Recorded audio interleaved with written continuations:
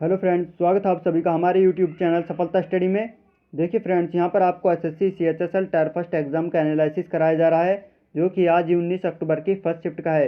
इस क्लास में आपको फर्स्ट शिफ्ट में जनरल अवेयरनेस से पूछे गए प्रश्न कराए जाएंगे। हमारे पास जनरल अवेयरनेस के फर्स्ट शिफ्ट से टोटल 20 क्वेश्चन आ चुके हैं, तो आप इस क्लास को लास्ट तक जरूर देखें, आपको सभी 20 क्वेश्चन यहाँ पर कराए जाएंगे। चलिए अब सीधे क्वेश्चन की तरफ चलते हैं। देखिए, आप हमारे चैनल पर फर्स्ट टाइम आए तो प्लीज़ चैनल को सब्सक्राइब कर लें और इस क्लास को लाइक कर दें। देखिए, यहाँ पर फर्स्ट क्वेश्चन में पूछा गया है कि लार में कौन सा एंजाइम पाया जाता है। लार में एंजाइम के बारे में पूछा गया है, तो लार में टाइलिन नामक एंजाइम पाया जाता है, तो आपका यहाँ पर टाइलिन करेक्ट आंसर होगा। अब सेकंड क्वेश्चन देखते हैं। सेकंड क्वेश्चन में पूछा गया है कि नालंदा विश्वविद्यालय कहाँ स्थित है। नालंदा विश्वविद्यालय के बारे में पूछा गया है, तो ये आपका बिहार राज्य में स्थित है, तो आपका यहाँ पर बिहार करेक्ट आंसर होगा। चलिए अब नेक्स्ट क्वेश्चन देखते हैं, क्वेश्चन नंबर 3। देखिए, यहाँ पर क्वेश्चन नंबर 3 में पूछा गया था कि किस सिख गुरु ने गुरुमुखी लिपि की स्थापना की थी, शुरुआत की थी। तो देखिए, ये सिख गुरु अंगद देव ने गुरुमुखी लिपि की शुरुआत की थी, तो आपके ऑप्शन में गुरु अंगद देव होगा, तो आपका सही आंसर है। और साथ ही आप ध्यान रखें कि खालसा पंथ की स्थापना किसने की थी। हो सकता है आने वाली शिफ्ट में पूछ ले जाए, तो खालसा पंथ की स्थापना ये गुरु गोविंद सिंह जी ने की थी, तो आप ये भी ध्यान रखेंगे।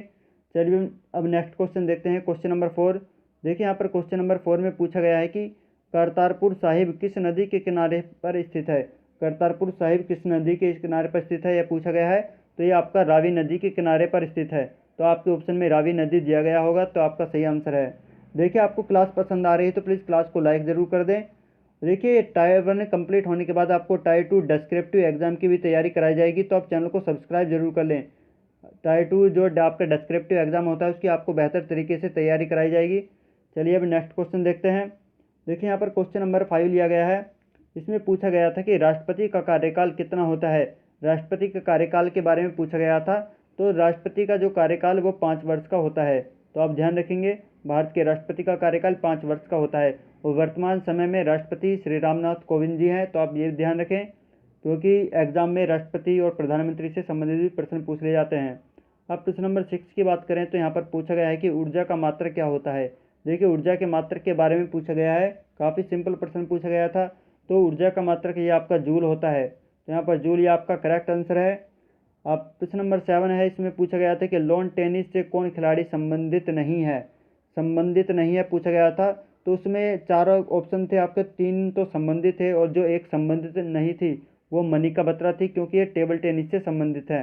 ये लॉन टेनिस की खिलाड़ी नहीं है, टेबल टेनिस की खिलाड़ी हैं, तो आप ध्यान रखेंगे, यहाँ पर आपका मनिका बत्रा सही आंसर था। अब नेक्स्ट क्वेश्चन देखते हैं, क्वेश्चन नंबर 8। देखिए, क्वेश्चन नंबर 8 में पूछा गया था कि 2019 में भारत रत्न पुरस्कार किसे नहीं दिया गया था। यहाँ पर भी पूछा गया है किसे नहीं दिया गया था। यदि बात की जाए कि किसे दिया गया था, तो ये 3 लोगों को दिया गया था, भूपेन हजारिका, नानाजी देशमुख और प्रणब मुखर्जी।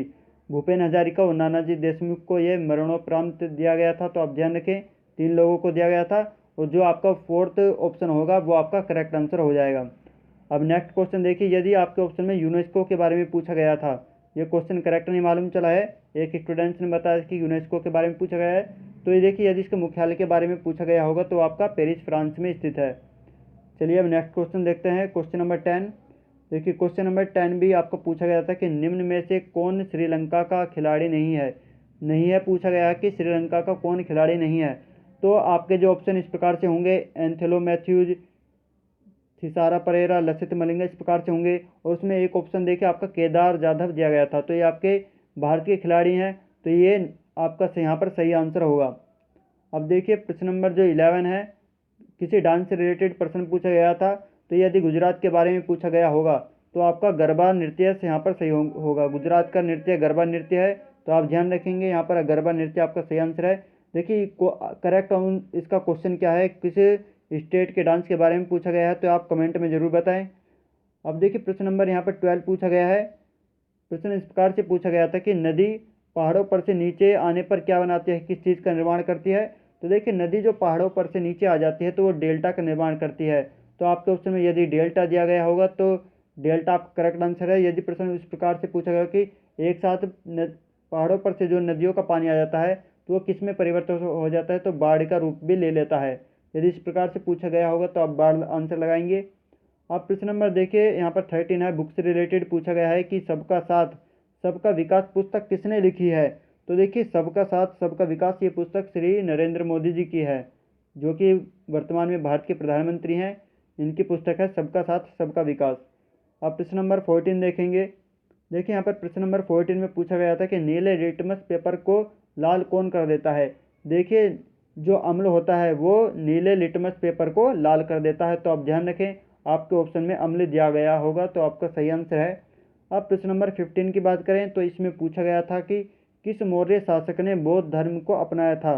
तो देखिए बौद्ध धर्म को अपनाने वाले मौर्य शासक हैं अशोक। सम्राट अशोक के नाम से इन्हें जाना जाता है। इन्होंने बौद्ध धर्म को अपनाया था। तो यहाँ पर आपके ऑप्शन में अशोक होगा, तो आप करेक्ट आंसर है। अब प्रश्न नंबर देखिए यहाँ पर 16 की बात करें तो प्रश्न नंबर 16 में पूछा गया था कि अभिजीत बनर्जी को नोबेल पुरस्कार ये किस क्षेत्र में दिया गया था।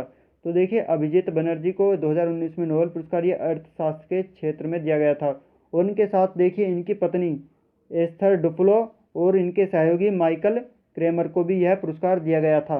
तो आप ध्यान रखेंगे, अभिजीत बनर्जी और इनकी पत्नी एस्थर डुफ्लो को अर्थशास्त्र में पुरस्कार दिया गया था और इनके सहयोगी थे माइकल क्रेमर, इनको भी साथ में यह पुरस्कार दिया गया था। अब प्रश्न नंबर 17 की बात करें तो प्रश्न नंबर जो 17 है इसमें पूछा गया है कि संविधान के किस अनुच्छेद में धर्म की स्वतंत्रता का प्रावधान है। तो देखिए संविधान के अनुच्छेद 25 में धर्म की स्वतंत्रता का प्रावधान दिया गया है। तो आपके ऑप्शन में अनुच्छेद 25 होगा, तो ये आपका करेक्ट आंसर होगा। चलिए अब नेक्स्ट क्वेश्चन देखते हैं, क्वेश्चन नंबर 18। देखिए यहाँ पर क्वेश्चन नंबर जो 18 है इसमें पूछा गया था कि अपसोर की स्थिति कब उत्पन्न होती है। इस प्रकार से पूछा गया था कि अपसोर दिवस कब मनाया जाता है।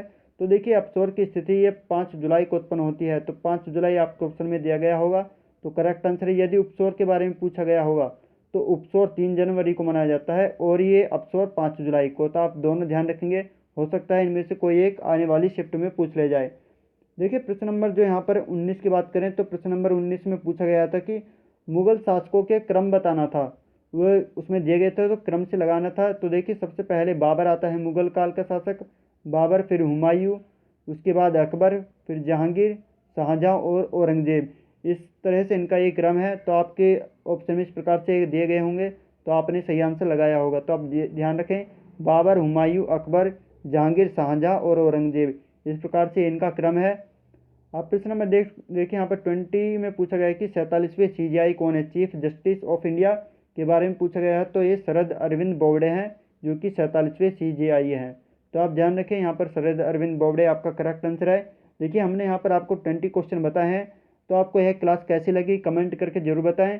और देखिए इस क्लास को शेयर जरूर कर दें अपनी सभी फ्रेंड्स पास। और टायर 2 की तैयारी के लिए डेस्क्रिप्टिव एग्जाम होता है, उसकी तैयारी के लिए आप हमारे चैनल को सब्सक्राइब जरूर कर लें। आपको टायर 2 की एग्ज़ाम की तैयारी बिल्कुल बेहतर तरीके से कराई जाएगी। चलिए नेक्स्ट क्लास में फिर मिलते हैं। Thank you.